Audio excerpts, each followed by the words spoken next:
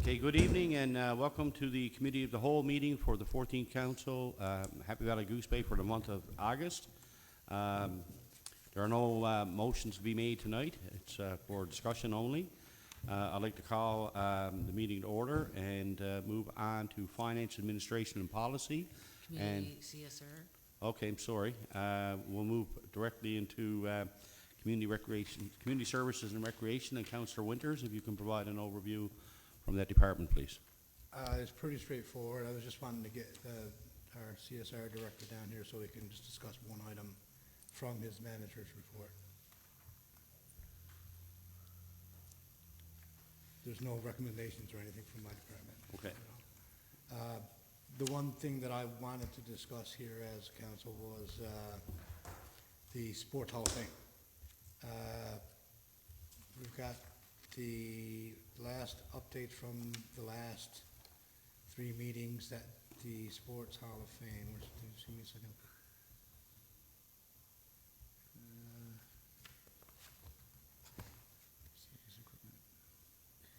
I don't have more updates. No, I was just like, yeah, that's where I was too with it was, it says, just give me 1 second. The only update that you have is, in a conversation with, did not hear back from AMHA regarding whether his office would help us. A draft TRO is being prepared and sent to the CEO for her review and feedback. I'm just wondering why, or can it be sent to council? So that we have input as well as into what it goes before it goes, just comes from the CEO to us. Because I think we have some people around the table that will have great input into what the TRO would be and how fast we can get it moving. Because I think it's very important to get this, I think, started and on track, especially before budget time. Any other councillors want to have a chime in on that?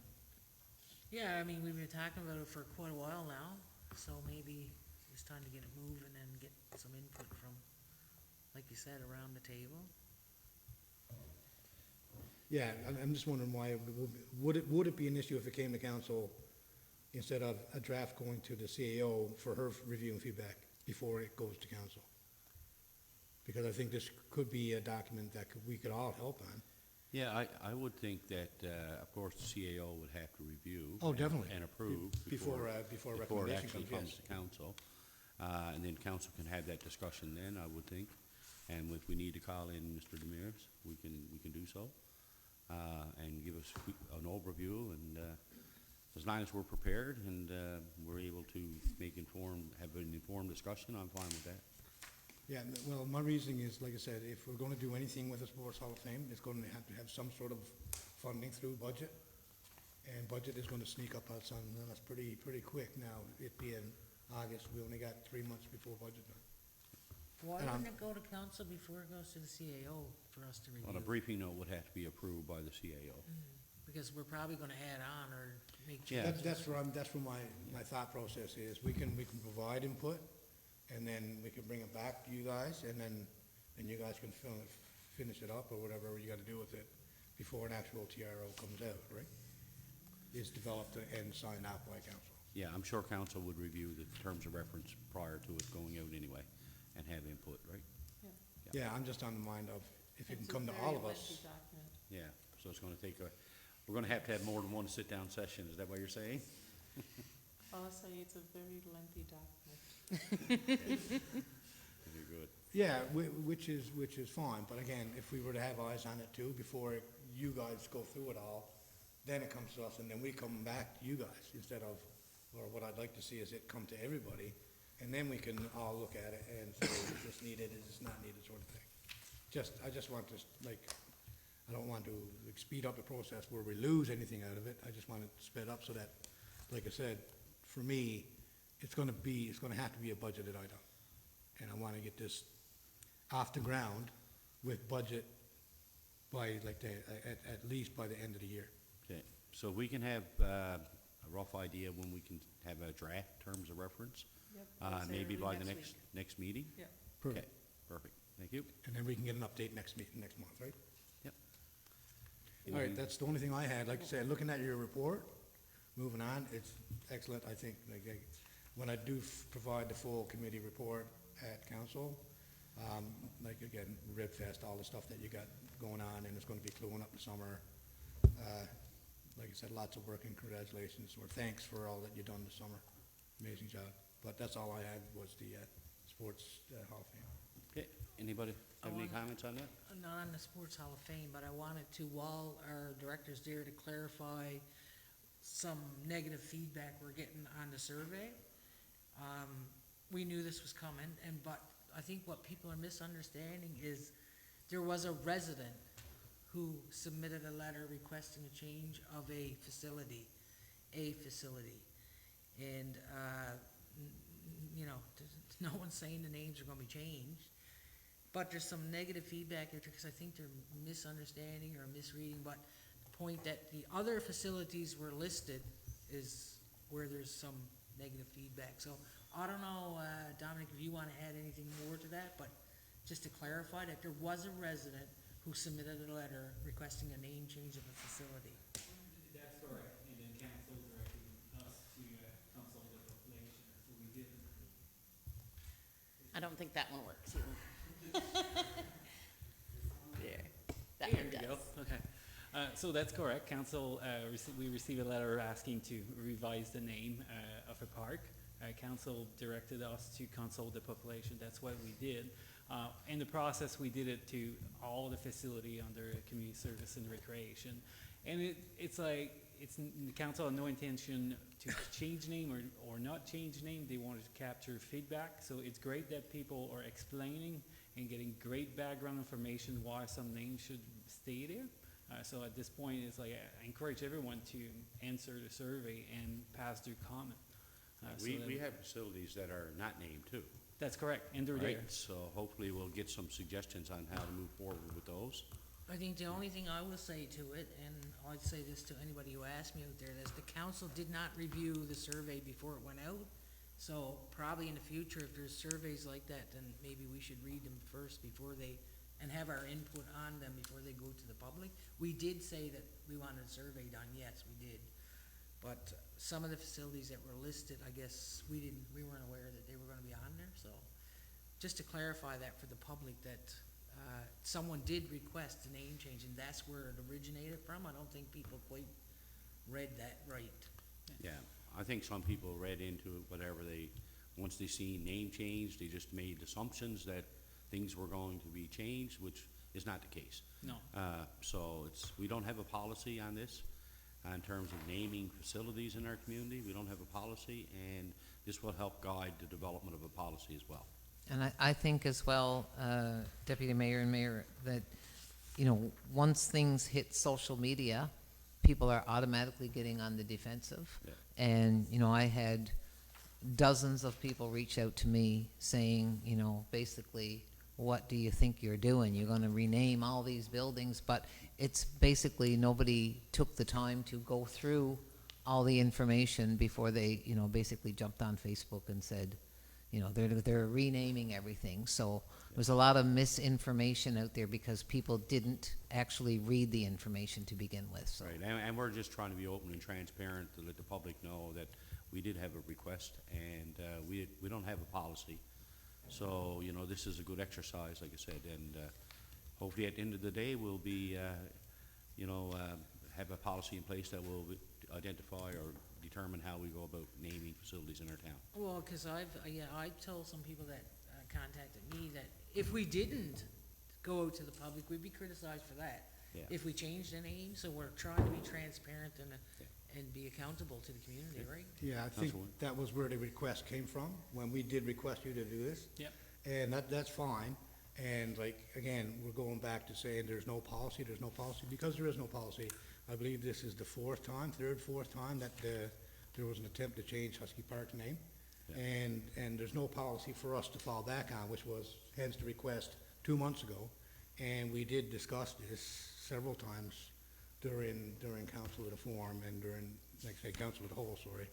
And so that now we have something that we can follow up on, and there will be a policy in place so that future councils can follow, and things like maybe comes from this policy. No, once a memorial is memorial, such as E.J. Broomfield Memorial Arena, that will not be touched. But there's nowhere written, although, like I say, it's almost like an unwritten rule. You don't change the names of memorials just to change the name of a memorial because someone wants it. This policy, which hopefully will be developed from this, will clarify that for future councils. And again, some of the things that I've read and heard from other people is, this is something that council, you're just trying to deflect from things that are going on in our communities, like public safety. But if a request is a request to council, then we have to address it no matter what it is or what subject it is, whether it's a Crown Land application or something like along the lines of changing a name of a facility. It's not like we're not doing our due diligence in every other aspect, such as public safety, and we all know that the last 3 councils have been dealing with public safety and providing all the knowledge that we have in graphic detail to the people that can make change, and the fact that we can't make change with regards to public safety. But this is just what's thrown in there, I thought, as a deflection, where people are saying that it's a deflection of council, and it's not. It was a proper request, and we had to deal with it in a way a council must deal with it. So yes, we are spending 5 to 10 minutes discussing it, but that's the purpose of council as a whole, and discussing everything during these types of meetings such as council as a whole. Okay. And I thank Tom for doing the survey. Yes, I know Councilor or Deputy Mayor said that there was certain things that it didn't come from council, but that's something I think we can do from moving forward. If there is a survey like this, can it be presented to council that certain things are or is acceptable and certain things that we think shouldn't be in there? But again, that moving forward, I think I'd say thank you, and I think the closing date is the 18th of August. That's correct. So again, I suggest everybody to put your comments in there, and no matter what it's about or how you feel, that's the purpose of the survey, so that we can develop an in-depth policy so that things like this don't go on unattended, or there's a policy in place for future councils and CSR staff to follow. Because from this, he could just state policy and say, no, because of the policy that is now developed, it's not going to be even come to council because of this says it in the policy. Councilor Rumble, you had a comment? Oh, no, that was a long time ago. Oh, okay. So we all. Thank you. We got ahead of you today. Okay, Councilor Liddell, anything? No? All right. Other than that, like say with regards to anything else in the package, I can provide that when I provide the update at the council meeting, at our monthly meeting at the end of the month. But thanks, Tom, for clarifying everything. Thanks, And Mr. again, great job of what you're doing with that department. Thank you, Mr. Demers. Okay. Okay, we'll move on. We'll move right back to Finance, Administration, and Policy, and Councilor Rumble, please. Thank you, Mayor. Our first item for discussion this evening is in regards to policy A0037, council meeting attendance by electronic means. So, we've previously had a policy statement in regards, actually, I'm just gonna pull the older one. So, this is something that our policy statement began with sections 24 and 51 of the Municipalities Act 1999. As we're all aware, this act is no longer in place, and we're now governed by the Towns and Local Service District Act. So like many of our acts, we need to take the opportunity to bring things up to date and relevant to the correct verbiage and just to tighten up some rules. So we have a new policy statement. I'm assuming that all of council has had the opportunity to review this in their package. So I'm only going to hit on a few different highlights that I think are different from our old policy, because we would have all been very familiar with our old policy. So this one just basically says that Section 42 of the Towns and Local Service District Act states that a town council may allow a councilor to participate in a council meeting or a committee meeting by electronic means. So we've tightened up the definitions of what electronic means are and the requirements for council. So the limitations, council shall, so previously we only had one public meeting held a month under the Municipalities Act of 1999. That was 12 public meetings a month, and at that point, we said, A year. sorry, 12 a year. At that point, we said that a counselor could attend no more than 3 of 12 by electronic means. So what we've now got it worded as, a counselor shall not attend more than 25% of annual town council meetings, so encompassing all of our meetings by electronic means, unless otherwise authorized by a resolution of council at a closed meeting and ratified at a public meeting prior to their participation by electronic means due to extenuating circumstances. So I'm sure we all appreciate that there are things that could arise health-wise, serious situations where we may need to take those extenuating circumstances into consideration. Obviously, we're not here to, say that the rules cannot be, not bent, but that there can't be allowances made when allowances are justified. What we're striving for is to follow our rules of order, and by doing this, it says where more than 3 counselors, this was a part of the old one, where more than 3 counselors request attendance by electronic means, council may reschedule the meeting or deny one or more requests. So because we need to have a quorum present here in council chambers, obviously we can't have multiple people attending a meeting electronically unless it's a meeting where everybody is attending electronically. What's great to note is that the technical requirements have changed. So video conferencing will now be the primary means utilized for those who are attending by electronic means. We've struggled greatly with cell phone connections and putting a cell phone next to a microphone. So we now have the ability, we have a monitor that's behind the mayor, and we'll have the ability to have any counselor who is not able to join in person to join by Teams. This gives that counselor the ability to raise their hand on the screen, so we'll be able to reflect instead of waiting to hear, did somebody say aye, or how did they vote? So it'll be reflected on the monitor. So I think this is really important for us to bring us into 2026 and have that ability. Counselor wishing to avail of attendance by electronic means must notify the CAO or delegate at least 3 business days in advance of the meeting. Again, this is for operational effectiveness because we have to do a Teams invitation. We have to make sure that our technology is prepared for that electronic attendance. We can't accommodate last-minute requests. And the mayor and CAO may jointly approve requests for attendance by electronic means on behalf of council, with the exception of circumstances in 5.1.1, and such approval shall be reported at the commencement of the meeting. So, again, we really want to make sure that we're following our rules of order, and this would be just a part of making sure that, when we all signed on for the responsibilities of council, that we have that continued engagement, and that we make it as easy as possible for people to still be able to be present when they have work commitments or something that takes them away. Okay, any comments? Okay, none heard, straightforward, all right, Okay, thank you. next one.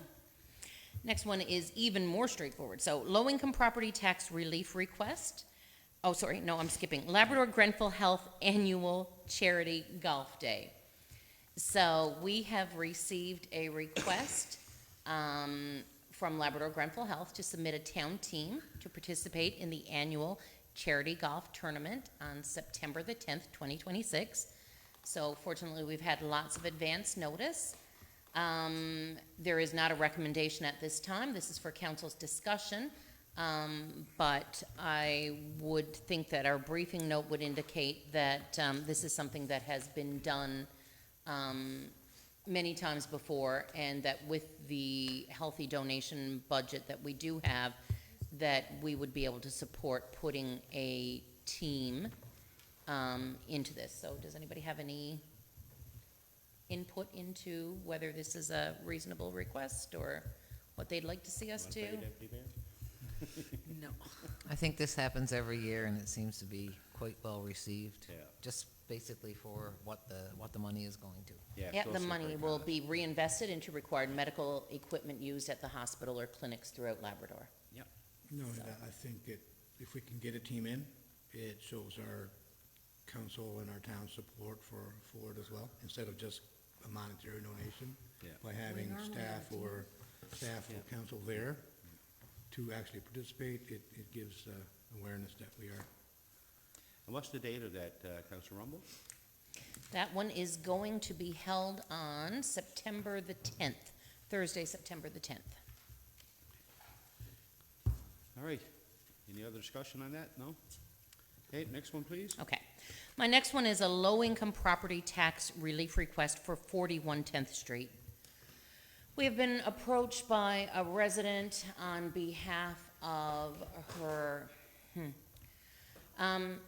okay, so we have a resident who has written a letter on behalf of her parent, requesting low-income tax relief.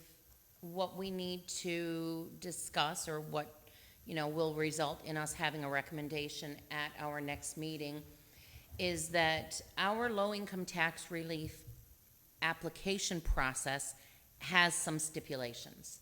And one of the stipulations is that the person who is requesting must be residing in the home, and all persons who have an income that are residing in the home must have their income included as well in the application. So if I was living at home as a low-income applicant and I had my son living with me and he had an income, then we would have to submit both of our incomes for our household income.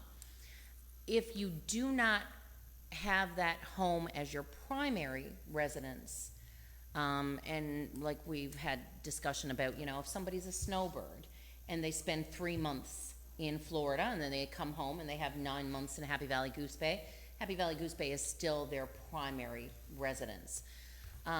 This case, we have somebody who, the familial home on 10th Street is no longer their primary resident, which means that the property does not meet the principal residence requirement.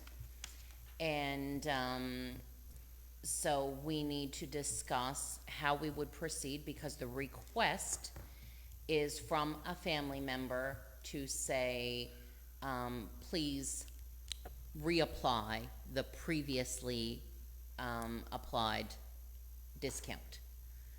Okay. So, That's straightforward. input, feedback, anybody?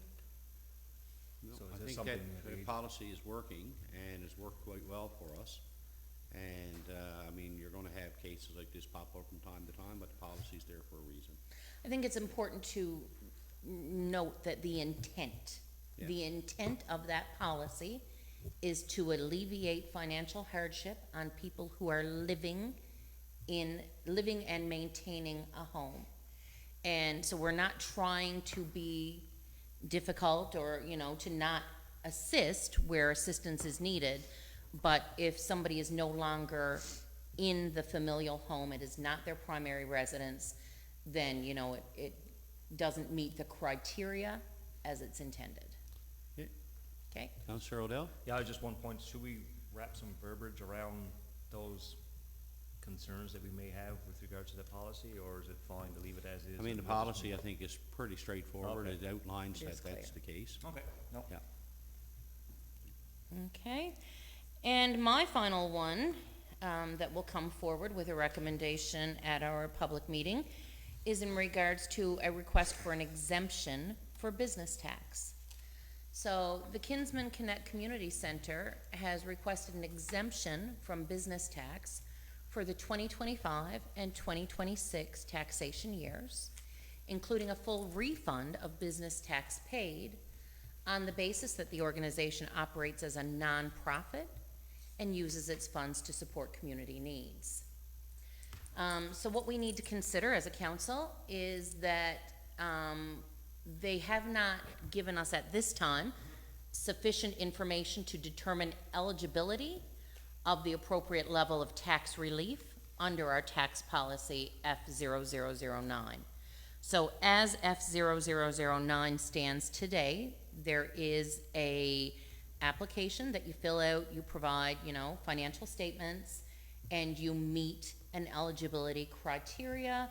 And so it says the submission that we received does not include reviewed financial statements or other documentation required by the policy.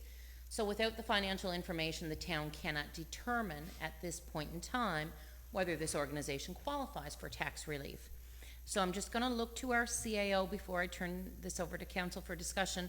CAO, have we communicated this with the person who submitted the request that there is more information required?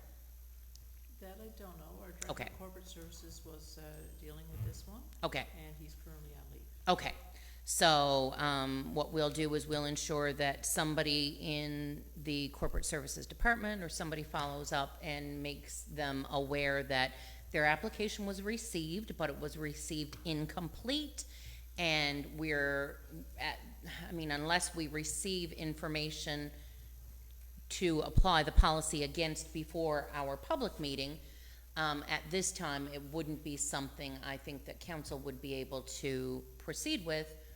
We have to have the required information. Okay. Any discussion? Okay, No, straightforward. no, Okay, so that is everything for me, Mayor. Thank you. okay, thank you. Move right into community planning and development. I believe we have a couple applications, Councillor Dyson. We do. We have 5, I think. So the first one is a Crown Land application for a grant to build a residential house. The property is zoned residential low density. It's a single detached dwelling, is an approved usage in the RLD2 zone. The property is located past the existing road infrastructure on the street.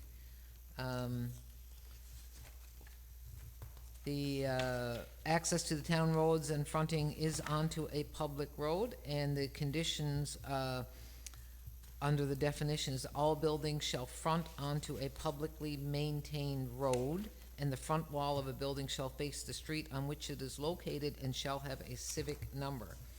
The property is located past the existing water and sewer infrastructure. Okay. Comments? Councillor Romo. Thank you, Mayor. So my question is, at this point, what will come forward to us at our council meeting is just a provide objection or provide no objection, obviously, Yes. to Crown Lands. Yep.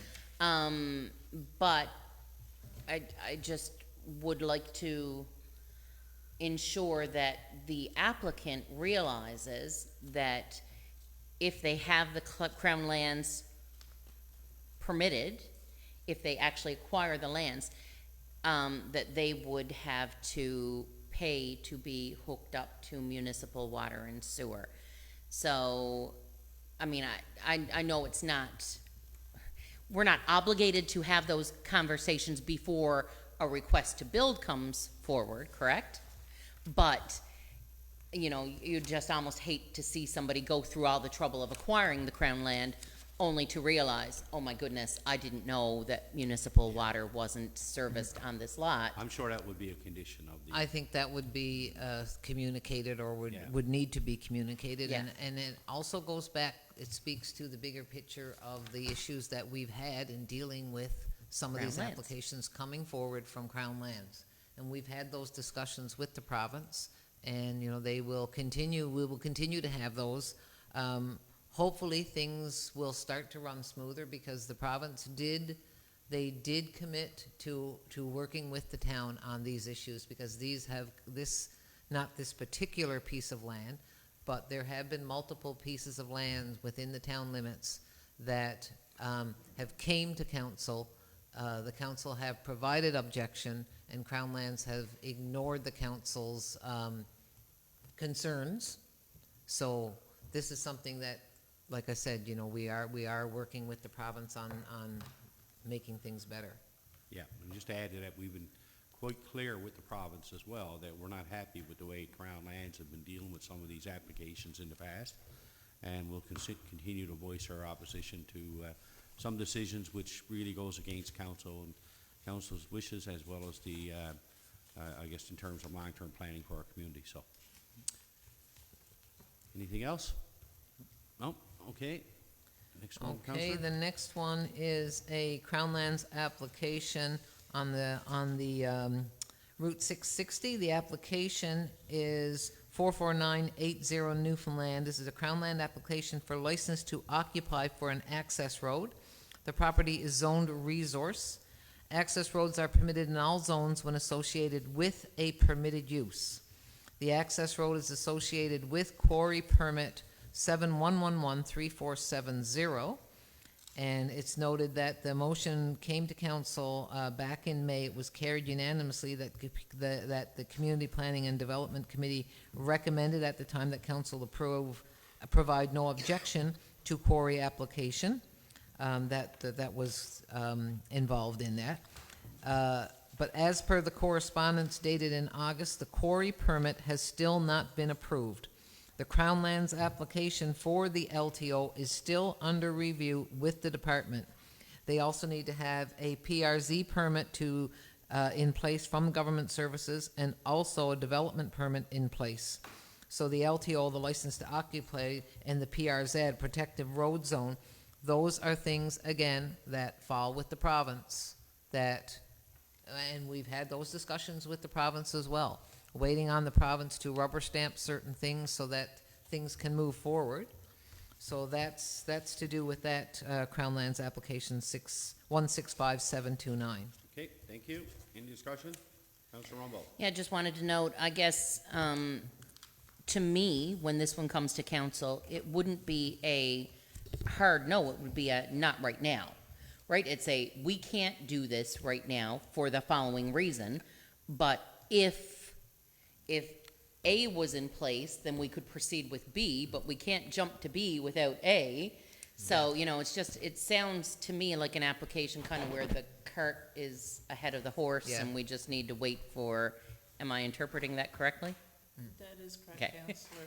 It's just that with Crown Lands, we can only object or not object. Okay. So you can't say, We can't well, approve. We can't say not right now, but, not right now, because yes. that's basically deferring it. So by objecting now, give it to Crown Lands, when the other portion gets through the province and it's ready and it'll come back to council, then council Right. can say, okay, yes, now you have a quarry there, now, yes, you need a road Right. there. Yes.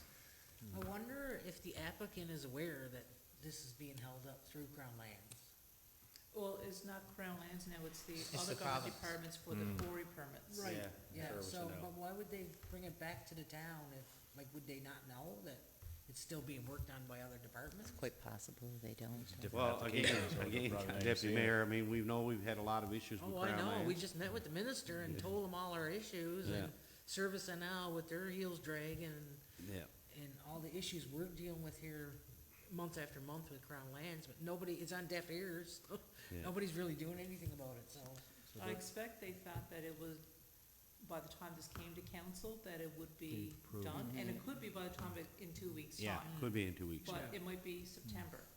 Okay, Just wondering if it comes to council before the meeting, and so if the query is not, a portion of it is not approved yet, does it make a difference? Like if we're gonna approve it, can we just approve it anyways? 'Cause it's still gotta go back to Crown Lands, they have the final say, so we still gotta wait for Crown Lands before we can say yes or no? Like, yeah, we're not approving anything. We just, Until- we can't, we're saying neither approve it, or? we can't say we have no objection Yeah. because, all the ducks aren't in a row. Yeah, But once the ducks are in a row, and then we'll be in a position where we can say yea or nay, whether we have objection or not. The thing is, we don't have the ducks. It's not our ducks, it's the province's ducks. Yeah, but we know what the ducks look like. we know what Yeah. they look We like. Right? That's what I'm saying, we know what it looks like, and if we Yes. say we have no objection to it, it's gonna be Crown Lands to say, well, they need both parcels or both applications to work, instantaneously. And we've clearly identified those ducks with Yeah. the province. Yeah, for sure. Yeah, and it's Yeah. the provinces, holding it There up. has been an instance before where a similar situation, somebody had put in for a quarry, got approved by the town, and went to the various other provincial organizations, They came in, requested a road, the town had no objection to the road. Crown Lands approved the road, they went through all the processes of that, and then Denied it. their quarry permit was denied. Yeah, So then they couldn't occupy that, but they had a road that led to nowhere. Yeah. So that's why we want to object to this at this point, Yeah, okay. as Makes opposed sense. to not object, and then they go ahead and go through all that cost. Well, past practice warrants us to Yeah. take our time, yes. Right. Absolutely. We've learned from our mistakes. Yes. Yeah. Okay. okay, next one? Okay, the next one is a Crown Lands application 165771. This is a Crown Lands application for a grant for residential use to build a house. The property is zoned Open Space Parks and Trails, OSPT. Residential use is not permitted in OSPT. According to the CAO, this is town-owned lands and has town infrastructure on it. The property was previously owned by two other residents. They were unable to develop it as there was town infrastructure under and on this property. I guess that infrastructure is still under and on that property. They were refunded taxes, and the property was supposedly transferred to the town in 2016. Records of this transfer are shown in the town's and the MMA's databases, but not Crown Lands. The town is in discussion with Crown Lands regarding this area. The previous regulations, this area was zoned public utilities. So that's where that stands. And then again, speaks to lack of communication between the province, Crown Lands. Crown Lands, yeah. Exactly. Yeah. And I mean, the question I would have, so if that's not permitted, why would that have to come to council? Because council has Has to to provide a provide response to Crown Lands. Oh, okay, very good. All right. Any other discussion? It No? is what it is. If there was better communication between those departments, then this applicant wouldn't have had to go through the process of getting all that paperwork done, And because Crown Lands would have been able to say to them, sorry, this town-owned piece of land." land is town-owned infrastructure on it and underneath it. You can't build a house on it. And how could they not know that 10 years and it's not updated? Come on. So there's two things with this. One is that back in 1989, apparently what was in our system as the previous owners received a cancellation notice from Crown Lands. They canceled their interest in it, and it reverted to Crown Lands. They didn't act upon it, I guess, and the town was not made aware, and it stayed in their name until 2015 when they came to the town about another matter relating to this property. So at that point, that's when everything was changed in the town and MAA's database. Apparently, the Crown Land application didn't get submitted, so our current GIS tech is gonna submit a Crown Land application so that it is officially with Crown Lands in the town's name.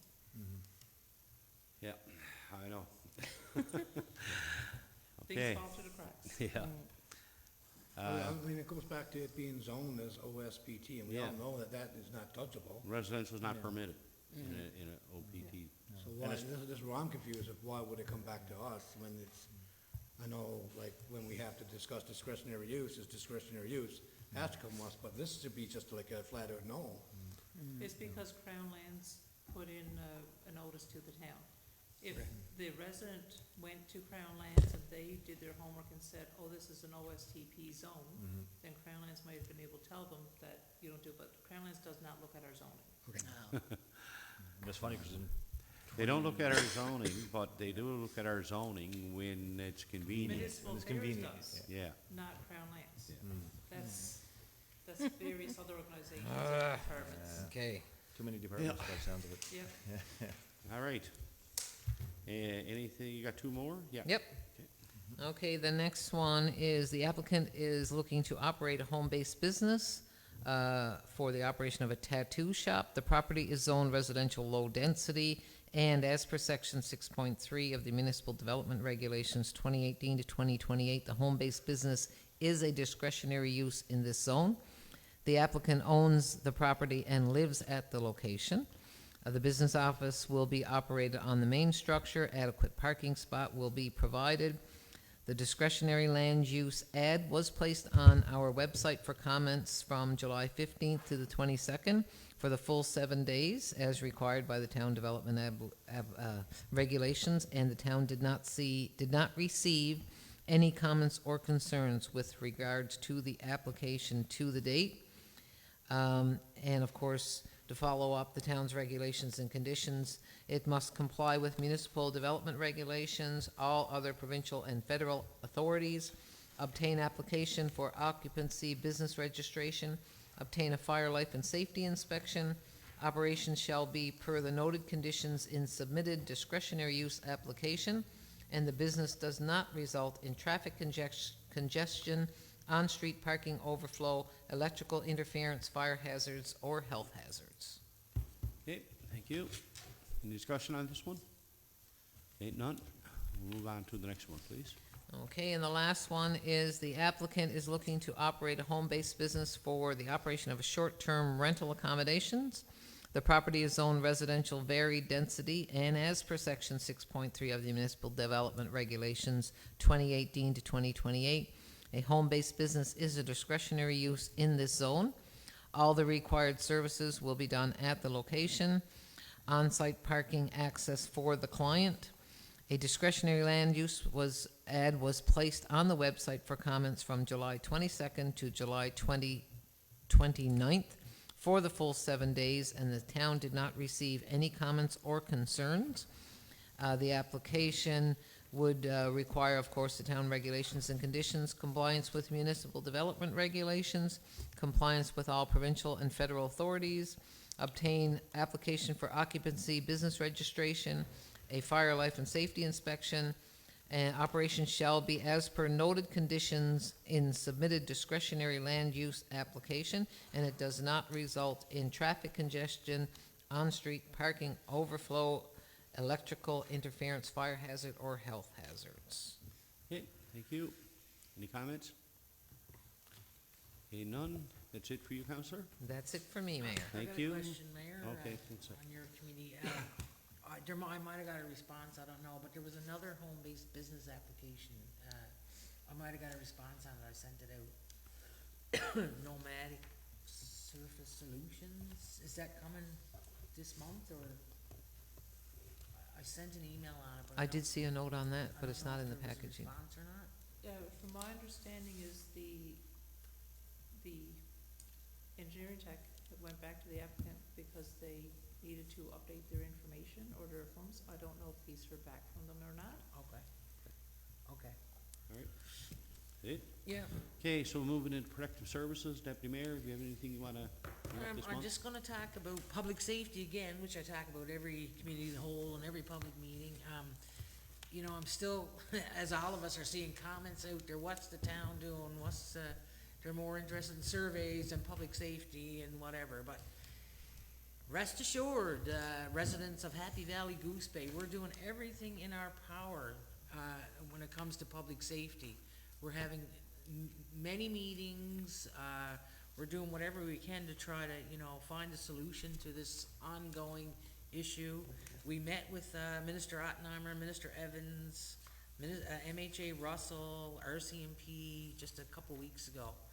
And, we're constantly meeting, we're constantly discussing, and we wanna find a solution just as well as everybody else do. We live in this community, we witness it every day, we see what's going on at our, either at work or at home or driving the Dairy Queen or whatever. We know, we're living it too. So when I see comments out there that the town is doing nothing, it just, we are.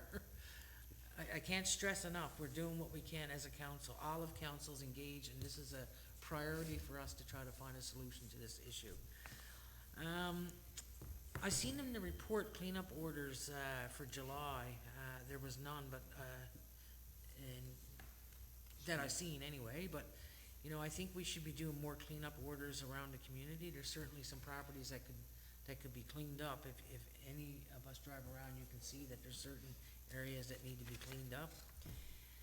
The ATVs are still on the bike trail, despite the signage, despite the patrols. there's still, some people just don't get that, you know, we spent thousands of dollars, we were at that for years, trying to upgrade that bike trail, and we don't wanna see it damaged. We don't wanna see someone get injured on the bike trail. So please, people, you know, you know, if you talk to your children, talk to the youth, and even adults are out there driving on that brand-new pavement, which is a shame to see. So, I just wanted to say that. And, the moving violations, we've been talking about that for a long, long time. And again, I think we just got a response, CAO, that, they're still discussing the moving violations. Yeah, okay, as of today, I believe you got a response, or yes? Yes, I received an update this afternoon to say that there were people still on leave and that they haven't forgotten about the meeting that, council had with them 2 weeks ago, I think. Yeah, 2 weeks Yeah. ago Thursday coming. Yeah. Okay, and, that's it for me, Mayor, on, protective services. Thank you, and, anything else from council? Councilor Rumbold? Thank you, Mayor. I just wanted to comment, something that the deputy said that I really think is important to stress. She said, we're doing everything in our power. It's just really important that our residents realize, the limitations on what our power is. So we are a municipality. At the end of the day, like, we can advocate, we can fight, we can ask, we can beg, we can plead, and we have. But we do not, a municipality, none of us around this table, nobody in this town hall has the ability to get increased police force. Can we ask? Absolutely. Do we ask? Absolutely. We don't have the ability to increase the number of police in our area. We had, deputy also mentioned the ATVs and the vehicles on our walking trails and whatnot. And I think we received a letter from a member of the public imploring us that they didn't believe that our public service notices were good enough, and that we should stop the ATVs from being on the trails. We do everything we can, from, you know, speaking with transportation and infrastructure about rules and regulations, to speaking to justice, to speaking to policing. We don't have the ability, and we've mentioned it many, many times, that, you know, we're currently working with the province to enable us to have more authority when it comes to moving violations. But we don't have the ability to wave a magic wand and all of a sudden nobody is going to drive an ATV on that bike trail anymore. Do we know that putting a public service announcement out may not work? Absolutely. What's the alternative? Do nothing. So to ridicule or complain or make fun of us trying to make a difference and trying to improve things doesn't help the situation. So to the residents that, you know, want to help us make a difference, if you have suggestions, solutions, we're willing to listen. It's just, you know, I really think it's important to note that if we had the ability to change things public safety-wise with the snap of a finger, we would. I'll just add a couple of things. Yes, I think as a community, residents have a responsibility to report anything they see, and we encourage people to call and report as much as possible. I mean, there's stuff happening around town that's becoming normalized. I mean, there's people going into corner stores and liquor stores and buying booze and giving it out to people in the trails. I mean, you know, there's lots of, more and more people are witnessing this happening as well, and it's very disturbing. Be surprised at some of the people who are doing this, and I'm quite disturbed by what I've seen. And there's, again, the ATVs on the bike trail. My view is that we seize vehicles whenever, and people should know they're not allowed. There's signs posted. If they can get a driver's license, they can read a sign. And, you know, just no ATVs allowed. And I think we should, you know, make a concerted effort as a town, and I know we have limited in our resources. We can't expect our MEO to be there all the time, but that comes down to the public again. Take pictures, do whatever you got to, and you know, be part of the solution. And we're doing what we can within our power and our jurisdiction and with the resources that we have. And Deputy Mayor is absolutely right. There's a lot of time and money and a lot of discussions, and it took a long time, but that bike trail is updated now to a great standard. And I don't want to be, it won't be me, but councillors down the road, next 10, 15, 20 years, we don't want that bike trail back to the state that it was in. And so we have a great asset there, and I think it's up to the community to help us protect it.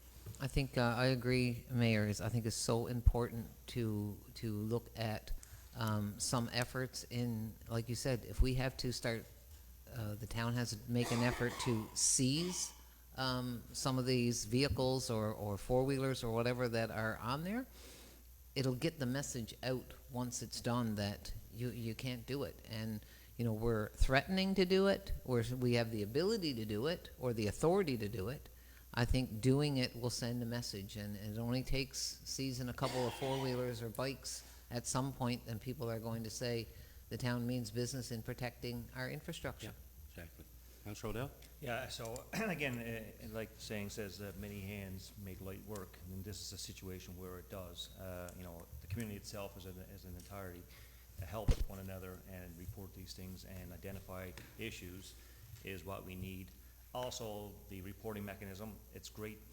Facebook is an app that you can voice your opinion on, but with regards to the community and the council, we take our information from reporting into the council or the town office. So if you are seeing something and you're upset with it, or you see something that are some wrongdoings, bring it to the town office, or whether through Access Evil One.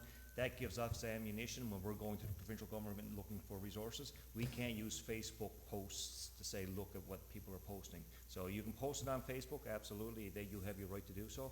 But again, if it's a concern, voice it to the town as well, so we have that information that we can provide to the provincial government or the RCP or whatever. So you can do both. If you can do it on one platform, you can do it with the town as well. So that gives us, again, the ammunition that we need going forward to help with some of these issues. Okay, thank you. Yeah, Councilor Winters? This one thing is, I know we did receive funding, and possibly in the next year or two, we'll be doing Kellen Drive. And if we don't stop this now, what are we gonna have? We're gonna have a Kellen Drive bike path that's gonna have ATVs going up and down. So, if the town and its residents want us to provide these spaces for our walkers and our people that want to stay healthy and our people that have access issues, why would we put in infrastructure where it's only going to be abused and to basically be wasted as the first walkway was done? Again, I've been a proponent of this from day one, is once that was built, it should have nobody under. And I agree with the mayor, is that our MEO should be impounding. And that's, the message is not going to be sent until we start impounding these vehicles and paying a hefty fine to get your vehicle out.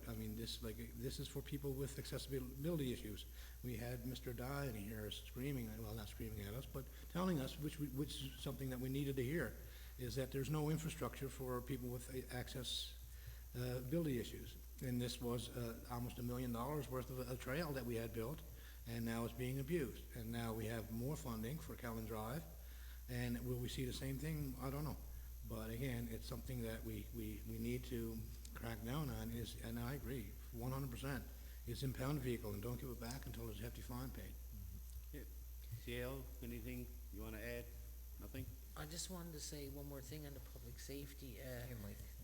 I know we can't go out and build a mental health and a treatment center or hire more CMP, but I hear comments out in the community, we were elected, we're the leaders, we're representing the community.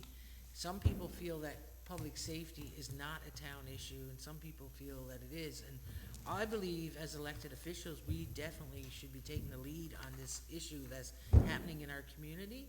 And that's what I mean when I say that we're doing everything in our power, we are. We can't build infrastructure, we can't build detox centers and whatever, but we could certainly advocate and lobby the government. And some of us have been at this a long time, and when the province, when the PCs ran, they ran on public safety. So we are sitting down talking with them. We need to find a solution. So, you know, they're in a year in October, and hopefully we can come to some solution to, it's not gonna eliminate the problem, but definitely come up with something that we can work to try to eliminate some of the illegal activity that's happening in our community. All And I right. think we also got to recognize the fact that the MHA Keith Russell has been fighting, he has been, you know, he has the ear of the Premier, and he has been pushing this issue for what's needed in this community as well, and, you know, we gotta keep supporting him in doing that. Yes, find a Exactly. solution together. Yep, we're not doing it alone. All right, so I'll call for adjournment of the meeting. So So moved. moved. So moved. Okay, seconded, meeting's adjourned.